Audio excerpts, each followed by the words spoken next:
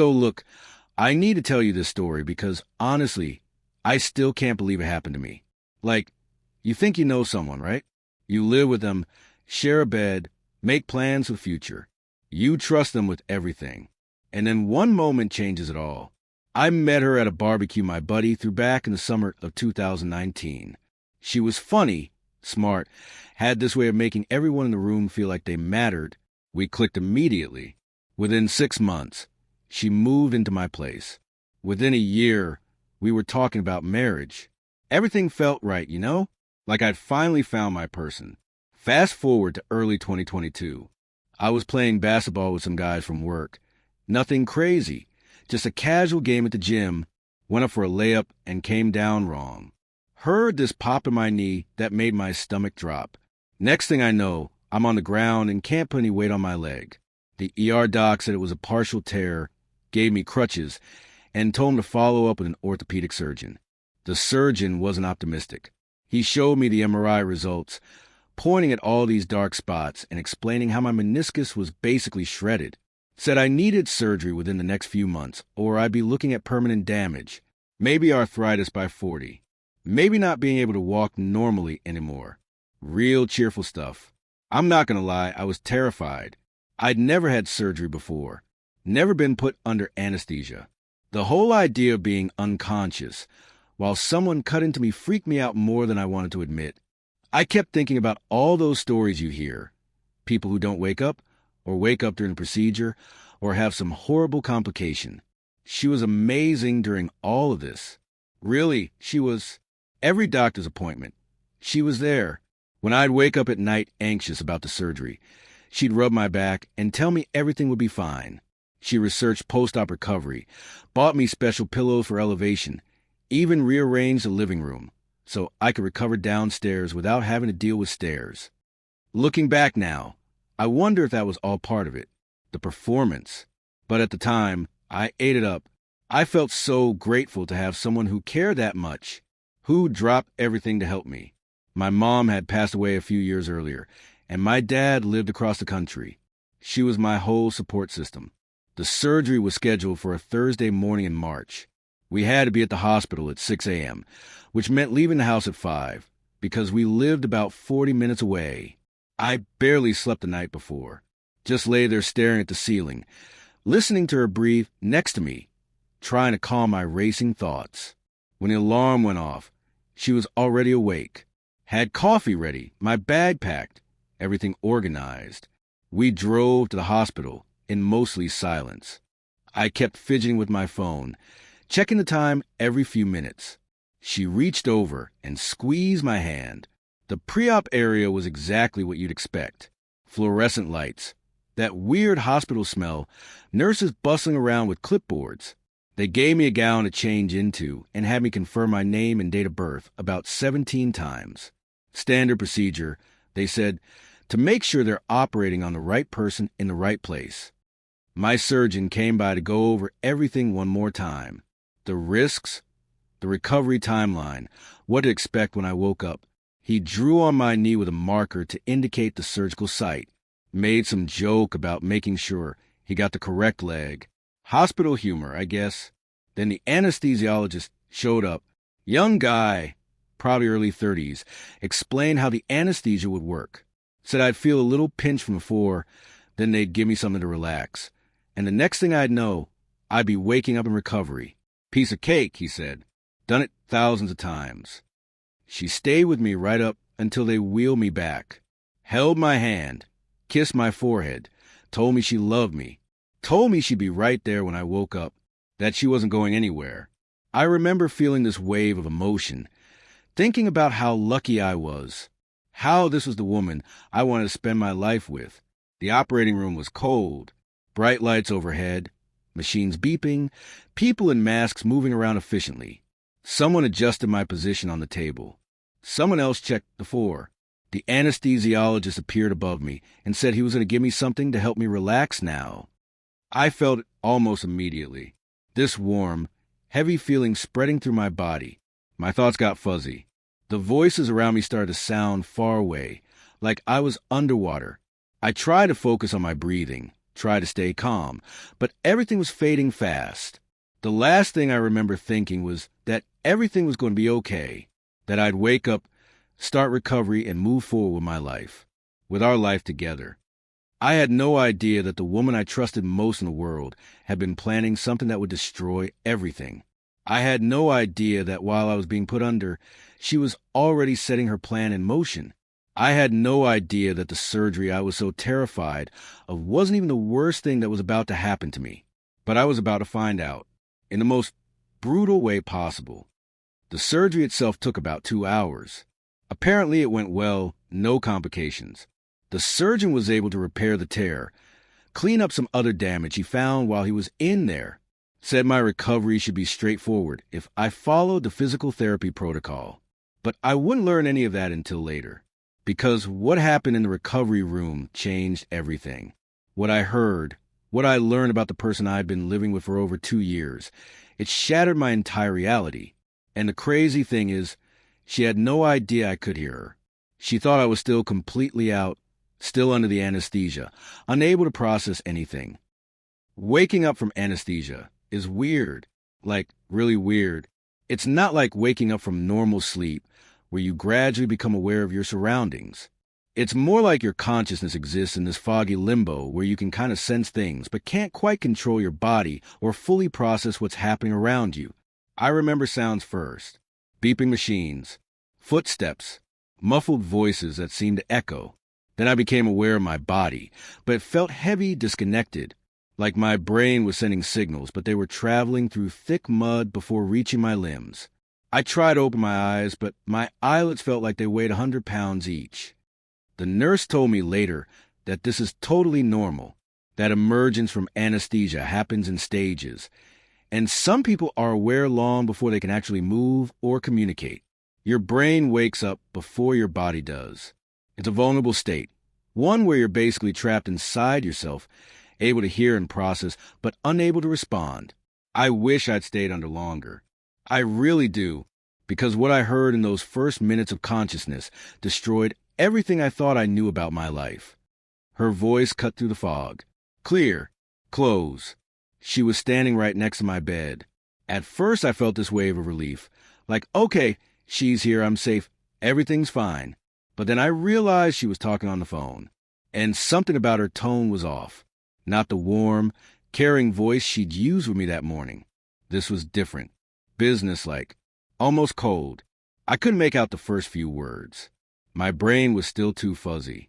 But then, like someone had suddenly turned up the volume on a radio, everything became crystal clear. She was talking about me, about the surgery, about something called temporary incapacitation. I heard her say the word house and then transfer, and my stomach dropped even though I couldn't move a muscle. Then she said it, the sentence that changed everything.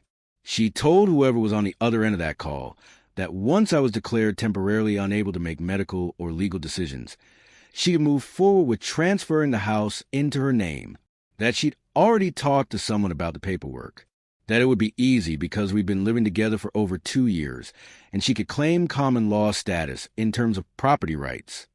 My house, the house I bought 5 years ago, before I ever met her, the house I poured my savings into, the house that was mine. She was planning to take it, and the way she said it, so casual, so matter-of-fact, like she was discussing what to make for dinner. That's what really got me. There was no guilt in her voice, no hesitation.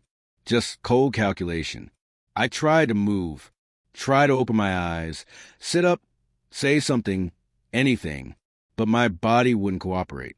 I was completely paralyzed, trapped inside myself while she discussed stealing my life. She kept talking, said something about how the timing was perfect because post-surgical patients are often put on pain medication that can impair judgment, that she could use that, combined with the temporary physical limitations, to establish a case for medical power of attorney. Apparently, she'd been researching this for months, had consulted with someone, maybe a lawyer, maybe just someone who knew how to work the system. The person on the other end must have asked about me, about whether I suspected anything, because she laughed, actually laughed, said I was clueless, that I trusted her completely, that I'd been so focused on being nervous about the surgery that I hadn't noticed her setting everything up. She mentioned debts. Apparently, she owed a lot of money. Way more than I knew about. Credit cards maxed out, some kind of personal loan gone bad. She said once she had the house, she could either sell it or take out a home equity loan to clear everything, that she'd be free, that she could start over. And then, the part that really made my blood run cold even in my drug state, she said she'd leave right after, that she'd already been planning her exit for weeks, had an apartment lined up in another state, had been slowly moving her important stuff out. Things I hadn't noticed were gone because I'd been so preoccupied with the surgery. This whole thing, our entire relationship for the past several months, maybe longer, had been a setup. I wasn't her partner. I was a mark, a target, someone to be used and discarded. I must have made some kind of sound, some involuntary noise, because she suddenly stopped talking. I heard her move closer to bed, felt her hand on my arm. My heart was racing, but I kept my eyes closed, kept my breathing steady, pretended I was still completely out. She said something to the person on the phone about having to go, that I might be waking up. Then she hung up. For a few seconds, there was just silence. I could feel her looking at me, probably checking to see if I was actually conscious or if it had just been a reflex noise. Then her whole demeanor changed.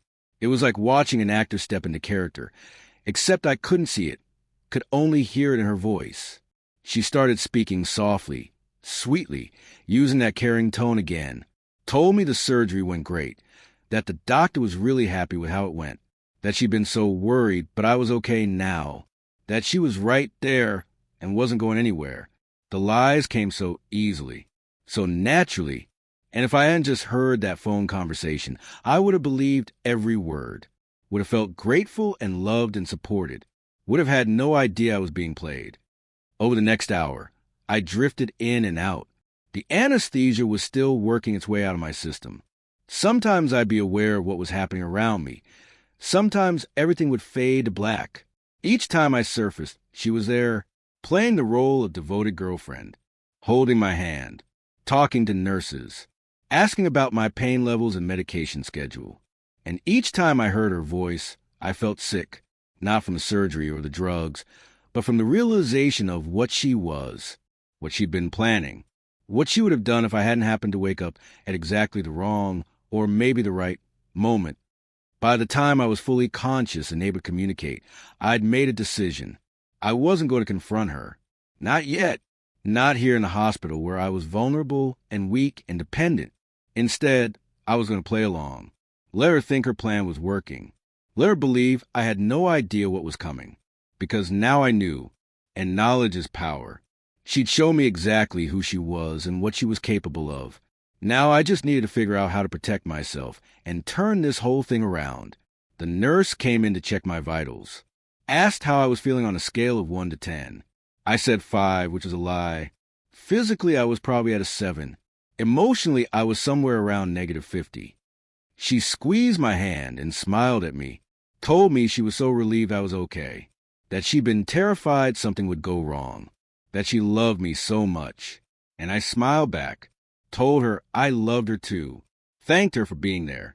The words tasted like poison in my mouth, but I said them anyway, because I needed her to believe nothing had changed, that I was still the clueless guy who trusted her completely, the easy mark she thought she'd hooked. They kept me in recovery for another few hours before moving me to a regular room. The surgeon came by, told me everything went well, went over the post-op instructions. Physical therapy would start in a few days. I'd be on crutches for about 6 weeks. Full recovery would take 3 to 4 months. She took notes on everything, asked questions about my care, acted like the perfect supportive partner. And the whole time, I was thinking about that phone call, about her laugh when she said I was clueless, about how she'd already been moving her stuff out. I spent that night in the hospital. She stayed with me, sleeping in the chair next to my bed, or at least pretending to sleep. I lay there in the dark, pain medication making me drowsy, but my mind too active to actually rest and plan my next moves. Because here's the thing about betrayal, this deep, this calculated. It changes you. I'd always been a pretty trusting person, gave people the benefit of the doubt, believed in the good in others. But lying there in that hospital bed, listening to her breathe, knowing what she planned to do to me, something shifted. I wasn't going to be a victim. I wasn't going to let her steal everything I'd worked for. And I definitely wasn't going to give her the satisfaction of seeing me broken. No, I was going to beat her at her own game, and she'd never see it coming. They discharged me the next morning. She drove me home, helped me get settled on the couch, propped pillows under my knee, brought me water and pain meds. The whole time I smiled and thanked her and acted like the grateful patient who had no idea his girlfriend was planning to rob him blind. It was exhausting, keeping up that performance while my mind was racing, trying to figure out my next move. But I knew I couldn't slip up. Couldn't give her any reason to suspect I'd heard that conversation. The first few days were rough physically.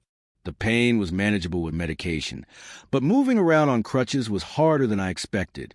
Everything took twice as long. Getting to the bathroom, making food, just existing required so much more effort. And she was right there for all of it, playing nurse, acting concerned. But I started noticing things. Little things I'd missed before because I'd been too trusting, too focused on other stuff. Like how she'd check her phone constantly and angle it away from me when she typed. How she'd take calls in another room, always with the door closed. How some of her stuff had actually disappeared from the closet, and I just assumed she'd reorganized. One afternoon while she was at work, I hauled myself upstairs despite the pain in my knee. Started looking around, really looking. Her side of the closet was definitely lighter than before. Some of her favorite clothes were gone. Books she'd brought when she moved in, not there anymore. Picture frames that used to be on her dresser, missing. She'd been slowly erasing herself from my house for weeks, maybe months, getting ready to disappear. And I'd been so wrapped up in surgery anxiety that I hadn't noticed a thing. I sat down at my desk and started digging. Called my bank first. Checked all my accounts.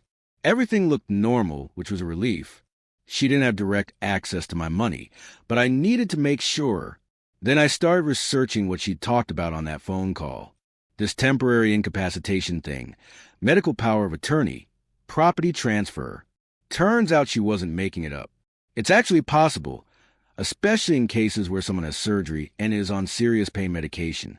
There's legal precedent for partners or family members to be granted temporary authority to make decisions if a doctor signs off that the person is impaired. And once you have that authority, you can do a lot of damage. The scary part is how legitimate it can look. A concerned partner helping their incapacitated loved one manage their affairs. Getting access to documents, bank accounts, property deeds. All legal, all above board, until suddenly the house is in their name and they're gone. She'd done her homework. I had to give her that. This wasn't some impulsive scheme. She'd planned this carefully, researched the loopholes, timed it perfectly with my surgery. She probably figured I'd be too drugged up and physically helpless for the first few weeks to realize what was happening until it was too late. But she'd made one critical mistake. She'd assumed I was completely unconscious in that recovery room, that I couldn't hear her, couldn't process what she was saying. That assumption was going to cost her everything. I spent that week gathering information, made copies of all my important documents, stored them somewhere she couldn't access, changed my passwords on everything, accounts she didn't even know existed, started documenting her behavior, keeping notes on my phone with dates and times. I also called my buddy Marcus, who's a lawyer, didn't tell him the whole story, just asked some hypothetical questions about property rights and medical power of attorney. He confirmed what I'd researched and gave me some additional advice. Told me to make sure all my documentation was airtight, that I had witnesses to my mental competency, and that I should consider getting a notarized statement from my surgeon confirming I was of sound mind. Did all of that within 5 days of getting home from the hospital. Went to my follow-up appointment. Had a frank conversation with my surgeon about what I'd overheard. He was shocked, but immediately understood the severity. Put it in writing that I was fully capable of making my own decisions, that the pain medication wasn't impairing my judgment, and had it notarized right there in his office. Meanwhile, she had no idea any of this was happening. She'd come home from work, asked about my day, bring me dinner, I'd tell her I mostly slept and watched TV, that I was bored but managing. She'd smile and kiss my forehead and tell me recovery takes time. The lies flowed so easily from her. Sometimes I'd catch her looking at me with this expression I couldn't quite read. Maybe she was calculating her timeline, figuring out when to make her move, or maybe she was just making sure I was still buying the act. I also started going through our shared expenses, looking at what she'd actually contributed over the 2 years we'd been together. Turns out it was way less than I remembered. She'd always had excuses. Her job didn't pay as well. She had student loans. Family stuff she needed help with. And I believed it all, covered more than my share, figured we were building a life together, so what did it matter? Now I understood. She'd been bleeding me slowly while planning the big score. The house was worth about $400,000. My equity in it was close to $200,000 after mortgage. That's what she was after. That's what all of this had been about. By the end of that first week home, I had everything in place. My assets protected, my documentation solid, my legal standing clear. She thought she was playing chess while I was playing checkers. But actually I'd flipped the whole board on her, and she didn't even know the game had changed. I just needed to wait for the right moment, let her make her move, show her cards, reveal exactly how far she was willing to go. Because I wanted there to be no doubt, no room for her to talk her way out of it or claim misunderstanding. The physical therapy started that second week. She'd drive me to appointments, wait in the lobby, help me practice exercises at home.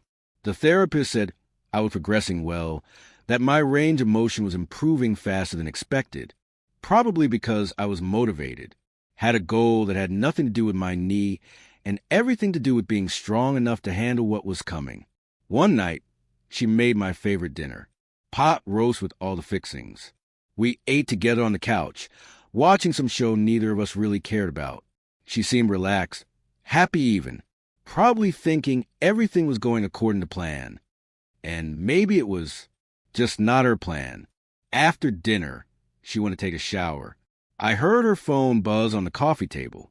Normally, I'd never look at someone else's phone, but Norma was dead. I grabbed it, saw a text from a number not saved in her contacts. All it said was, "Papers ready, just say when." I put the phone back exactly where it had been. Went back to watching TV like nothing had happened. But inside, my heart was pounding. This was it. She was getting ready to move, which meant I needed to be ready too. The next morning, I made a call of my own. The call I made was to a locksmith.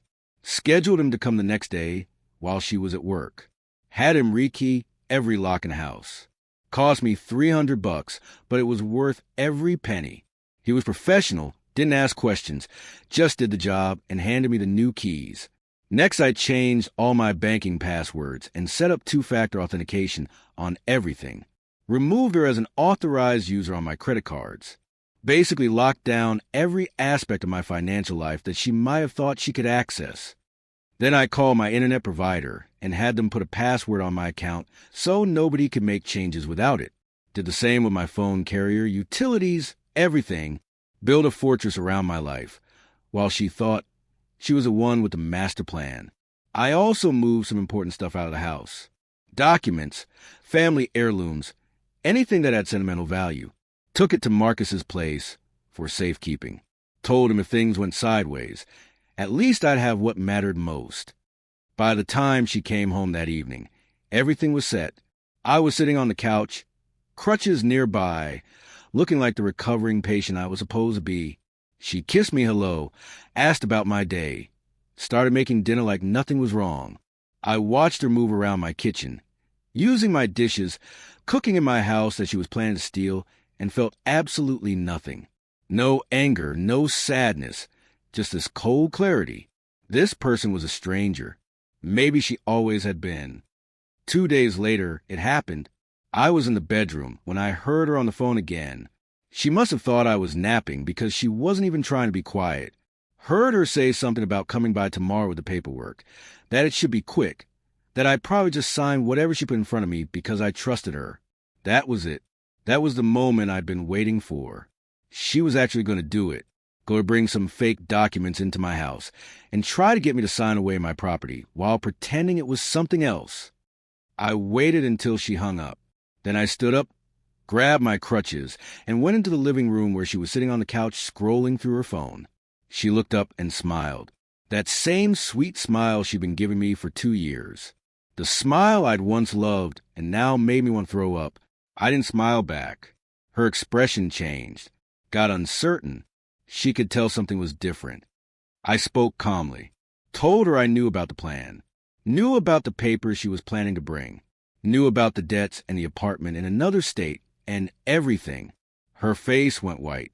She started to say something, but I held up my hand, told her I'd heard everything in the recovery room, that I'd been awake, could hear every word of that phone conversation, that I knew exactly what kind of person she was. She tried to deny it at first, said I must have been confused. The anesthesia can cause hallucinations. I didn't understand what I thought I heard, but her voice was shaking, and her hands were trembling, and we both knew the truth. Then she switched tactics, started crying, saying she'd been scared, that the debts were overwhelming her, that she'd panicked and made terrible decisions, but she loved me and never would have gone through with it. Classic manipulation playbook. Turn on the tears, play the victim. Hope the mark is too nice to follow through. But I wasn't that guy anymore. The guy who trusted her completely, who would have believed whatever she said, who would have given her another chance. That guy died in the recovery room when he heard her laugh about how clueless he was. I told her she had until the end of the day to pack her stuff and leave, that I'd already changed the locks and she wasn't getting new keys, that if she wasn't out by midnight, I'd call the cops and have her removed for trespassing. She stood up, anger replacing the fake tears, started yelling about how she had rights. She'd been living there for 2 years. I couldn't just kick her out, threatened to take me to court, said she'd make my life miserable.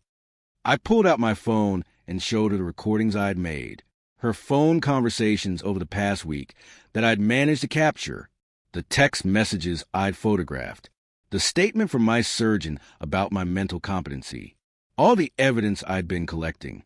Told her if she wanted to go to court, we could absolutely do that. I'd be happy to show a judge exactly what she'd been planning. See how that worked out for her. She grabbed her purse and stormed toward the bedroom. I stayed on the couch, listening to her throw things around, slam drawers, curse under her breath. Part of me expected her to try to take stuff that wasn't hers, but she seemed to understand that ship had sailed. An hour later, she came back out with 2 suitcases and a bag. Her face was red and blotchy from crying, but I felt zero sympathy.